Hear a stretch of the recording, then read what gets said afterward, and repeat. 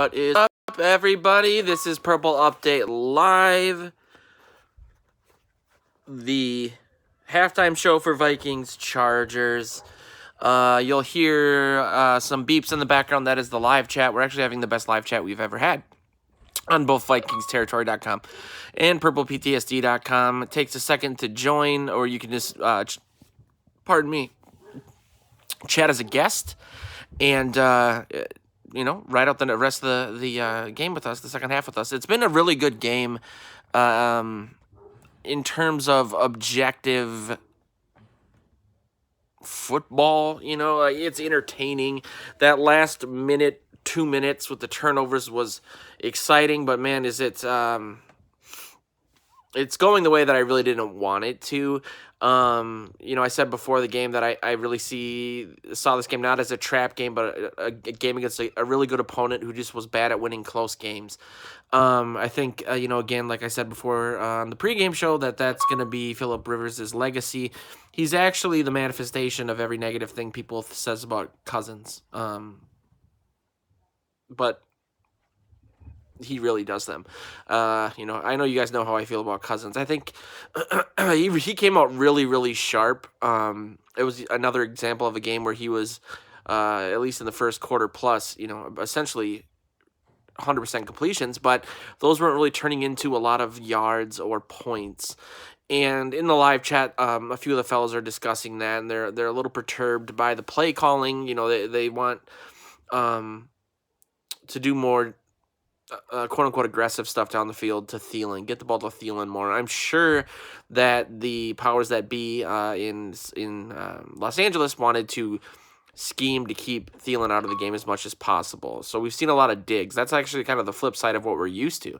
Usually teams will scheme to take Diggs out of the picture and let Thielen pick up the yards because they fear Diggs down the field. And, maybe I'm just spitballing and anecdotally looking at this, but Diggs is, we talked about this in the live chat too.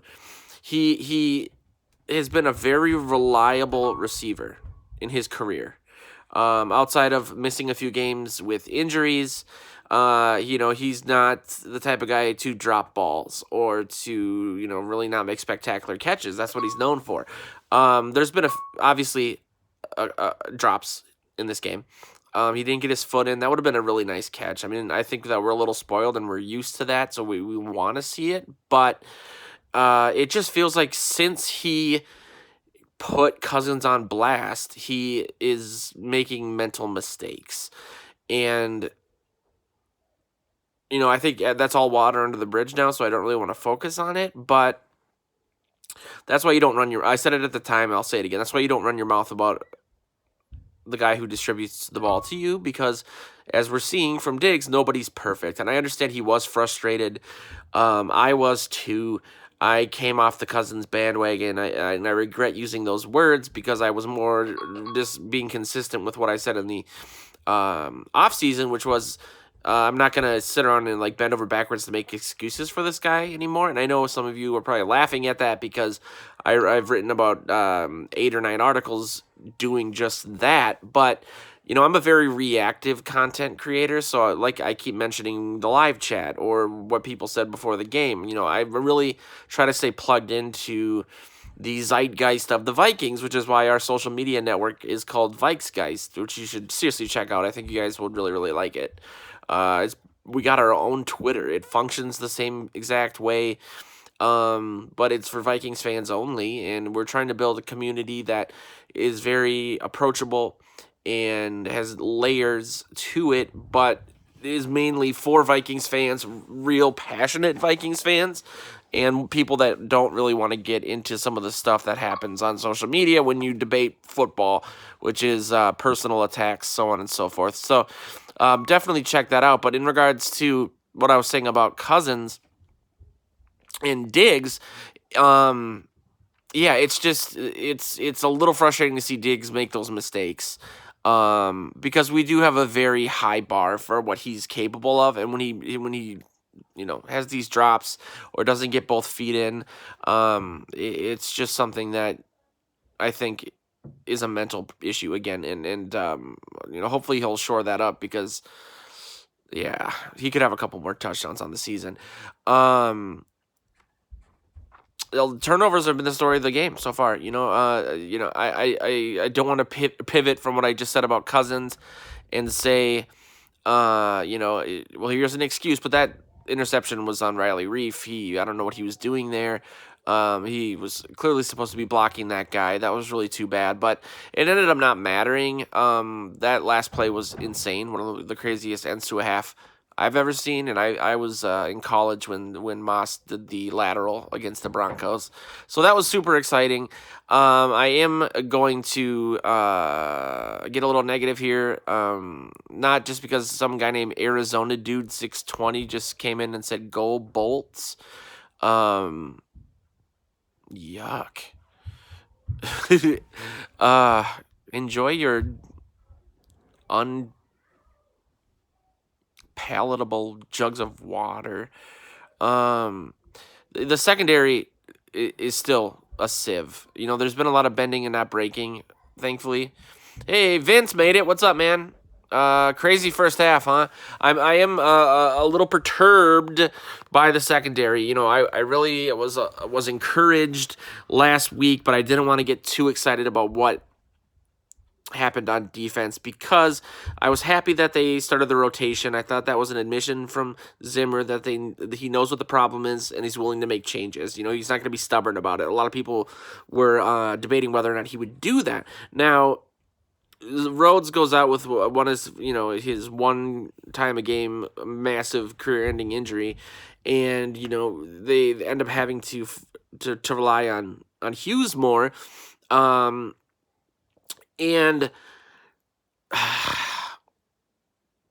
it's still early on in his career, and as we all know, it takes a while for these guys to get acclimated in Zimmer's system.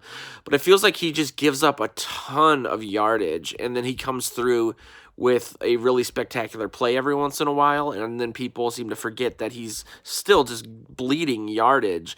I don't know if it's by design and Zimmer has him playing off more, but that's an issue. I mean, he's way off his assignment. These guys are wide open. I mean, Rivers is savvy enough to carve you on the sideline. Granted, they were doing that because of the clock, but they could come into the second half and continue to do that. I know that the Vikings were trying to keep them in the middle of the field, but they were giving up 15 yards every pass right on the sideline to go out of bounds. That's not good. Hughes also, I don't know if... I don't want to make a mountain out of a molehill in regards to the catch that Mike Williams had, but we're used to guys, Trey Waynes or Xavier Rhodes being 6'2" or 6'3" and being long. Hughes is 5'10", and he just, he's not as small as Sherrills, but that felt very Sherrills-esque. He was in decent position, but he just wasn't big enough to make a play on that ball. Outside of that, Mackenzie Alexander's playing terribly. He's having a really bad game, and that's the last thing I want to see is something else that I'm worried about in regards to the secondary with Rhodes. And I knew Hughes, my philosophy was get him out there as quickly as possible because it's going to be a trial by fire, and you're going to need him in some regard. But you can't have a guy who gives up massive amounts of yards, and then on the fourth time the quarterback throws directly at him by design because he's picking on him, he might almost have an interception that he drops, or he might light a guy up on a completion. But yeah, the secondary, it's just extremely frustrating that's what's happening. It's like maybe I went into a coma a few months ago and I'm just manifesting what the most Vikings thing of all time would be. The position group that your head coach is supposedly this mastermind of is just the biggest weak link on this team. And it's not just Rhodes. It's everybody outside of Trey Waynes at this point. And, it's just, it's really frustrating. I don't know what to do about it. I want to give Hughes time because he's still technically a rookie in regards to games played. But you took this guy with a first-round pick. He should be playing better than he is. I mean, I know he's coming off of a devastating knee injury, so on and so forth, but if your one first round, your one starting corner in Rhodes is a first round pick, and you have to bench him or start a rotation, and the other guy behind him is a first-round pick. What else do you need? I mean, I know the draft is a crapshoot, but they really, and I'm not blaming Hughes, I'm blaming the coaching staff and Spielman. They really sacrificed last season by taking Hughes, because there was 3 or 4 good interior offensive linemen they could have taken at Hughes' spot, or traded down and taken Will Hernandez. I'm writing an article about it, so you'll see it. But it's extremely frustrating because they literally decided, and by they I mean Zimmer, decided, I'm going to let Zimmer have this shiny object that we don't really need. I mean, did we need another? I mean, in retrospect, yes, we did. But I would still take a better offensive line last season than Hughes, and that's easy to say now because he was injured. But again, you move Remmers to guard, a position he has limited experience at best. You put O'Neal in, that ended up working, but he was a project that you kind of reached for in the second round. Then you have Compton, and then you end up with the 2 worst guards in the entire NFL, and it's not even close. After investing all that money in a quarterback who has issues in regards to feeling pressure and getting hit in the pocket, it's really frustrating. I almost feel bad for DiFilippo, because what could he have done? It was almost like when Norv Turner retired. Like, I can't fix this. We don't have the personnel I need. When you have an offensive line that was as bad as we had last year, and then your ace running back goes down, I don't know. I still don't understand why they did that. They basically. Anyway, the game's going okay, I suppose. I would prefer to see some more up-tempo stuff in the second half. Keep getting Cousins out of the pocket. Take your shots when you can. I'm a fan of the flea flicker. It's really weird they did that, because me and Tang were talking about that like 2 days ago. But it's extremely frustrating that this is the product of the secondary. And Opie says he agrees with me. Yeah, thank you. That actually means a lot to me. I haven't seen you on the show, in the show before. I hope you like it. I hope you subscribe on Periscope. I'll be back after the game. Hopefully, we'll be talking about a win. But Skull, I guess. I mean, I'm happy with how the half ended, but at the same time, it's not like the team's playing well. That it was huge. It bailed them out a little bit, at least in momentum, and getting them up. And maybe now that they're playing ahead, they can dictate what they do on offense. But the secondary is just really, really, really freaking me out. I feel like they're regressing, and I wanted to look at last week as a positive, but at the same time, you're playing a rookie it's his second full game. He's undrafted. A Big Ten guy who I like, but that wasn't a good representation as to what I mean. Phillip Rivers is up and down. I think he's not playing at his best. I think that interception shows that he did play great last weekend, but he does that now. He's savvy enough to know, okay, I'm gonna go at Hughes over and over again. That's why we don't see Trey Waynes hardly at all, because he is so underappreciated on this defense right now. And, it's not just Hughes, it's Mackenzie Alexander as well. I mean, I'm getting a little tired of his it's like looking at our site stats days in between, like, Bleacher Report cross postings. Like, he'll get this momentum, and you'll start to feel like, man, Mac is playing good. And for the most part this season, he's done okay, but he's just, oof. I mean, when your nickel guy,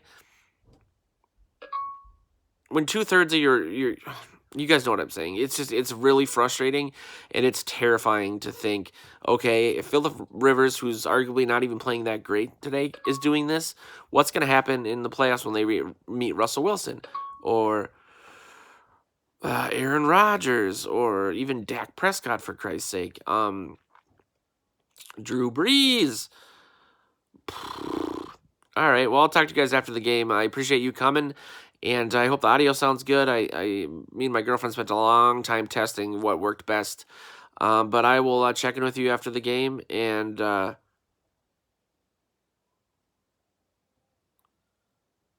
See you guys then. I'm sorry, I'm just reading your comments. I wish I could do a live feed of the game, Thug Daddy. I don't know if I'm allowed to with the sound. Me and Joe Oberly, who I do my podcast with, Morning Joes, actually do live game commentary. What is this? For nationally televised games. So there's an app called Hot Mic where we do that. We get together and we basically just cover the team, but we have to mute it. So I don't want to get copyright strikes from the NFL or get the NFL mad at me at all. But I appreciate you saying that because that means you appreciate my particular brand of negativity and depression. I see a lot of new names here. That's really, really cool. Maybe I will.